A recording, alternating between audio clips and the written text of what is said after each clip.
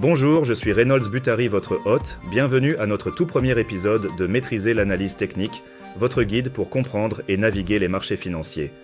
Aujourd'hui, nous posons les bases en explorant ce qu'est l'analyse technique, ses origines et les principes fondamentaux qui la sous-tendent, en nous appuyant sur l'expertise de John G. Murphy et son ouvrage clé Technical Analysis of the Financial Markets. L'analyse technique est fondamentalement l'étude de l'action du marché, principalement à travers l'utilisation de graphiques, dans le but de prévoir les tendances futures des prix. Lorsque l'on parle d'action du marché, John G. Murphy précise que cela englobe les trois principales sources d'informations disponibles pour l'analyste technique, le prix, le volume et l'intérêt ouvert. L'intérêt ouvert est spécifiquement utilisé sur les marchés à terme et d'options. L'objectif principal de l'analyse technique est d'identifier les tendances du marché à un stade précoce de leur développement, afin de pouvoir trader dans la direction de ces tendances.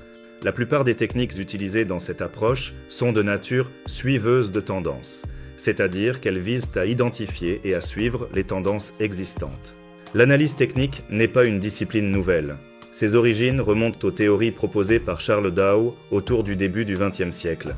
Charles Dow, avec son partenaire Edward Jones, a fondé Dow Jones & Company en 1882. Une grande partie de ce que nous appelons aujourd'hui l'analyse technique tire ses racines de ses éditoriaux pour le Wall Street Journal.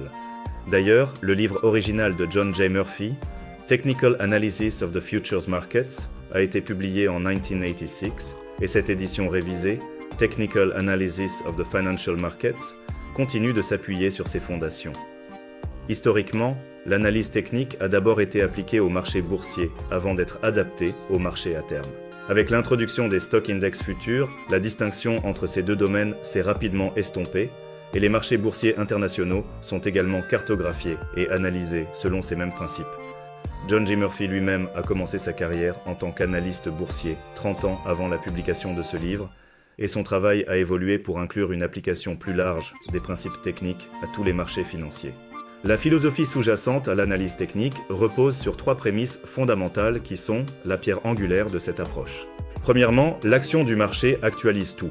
Cette prémisse est le fondement de l'analyse technique. Elle stipule que tout ce qui peut potentiellement affecter le prix d'un marché, qu'il s'agisse de facteurs fondamentaux, politiques, psychologiques ou autres, est déjà intégré et reflété dans le prix de ce marché. Par conséquent, l'analyste technique croit que la seule étude de l'action des prix est suffisante. Le chartiste n'a pas besoin de savoir pourquoi les prix montent ou descendent, il lui suffit de savoir comment ils se comportent. Cette logique devient plus convaincante à mesure que l'on acquiert de l'expérience sur les marchés. Cette prémisse est étonnamment proche de l'hypothèse des marchés efficients du monde académique, bien que les interprétations des implications en diffèrent. Les universitaires estiment que si les marchés intègrent rapidement toutes les informations, il n'y a pas de moyen d'en tirer profit, tandis que les techniciens croient pouvoir exploiter ces informations avant qu'elles ne deviennent de notoriété publique. Deuxièmement, les prix évoluent en tendance. Ce concept est absolument essentiel. Si l'on n'accepte pas que les marchés évoluent en tendance, il est inutile de poursuivre l'étude de l'analyse technique. L'objectif principal des graphiques de prix est d'identifier les tendances dès les premiers stades de leur développement afin de trader dans leur direction. Un corollaire de cette prémisse est qu'une tendance en mouvement est plus susceptible de continuer que de s'inverser. C'est une adaptation de la première loi de mouvement de Newton. L'approche de suivi de tendance est basée sur l'idée de surfer sur une tendance existante jusqu'à ce qu'elle montre des signes d'inversion.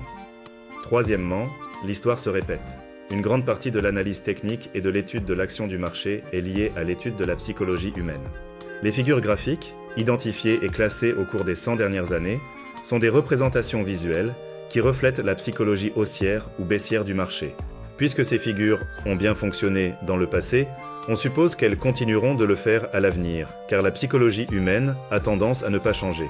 En d'autres termes, la clé pour comprendre l'avenir réside dans l'étude du passé, ou que l'avenir est simplement une répétition du passé. Ces trois piliers, l'actualisation universelle, le mouvement en tendance et la répétition historique, forment la philosophie fondamentale qui guide chaque analyste technique. En comprenant ces prémices, vous êtes déjà un pas plus près de déchiffrer le langage des marchés. Dans notre prochain épisode, nous plongerons plus profondément dans la construction des graphiques et les différents types de représentations visuelles que les analystes utilisent au quotidien. Merci de nous avoir écoutés et à très bientôt pour le prochain épisode de Maîtriser l'analyse technique.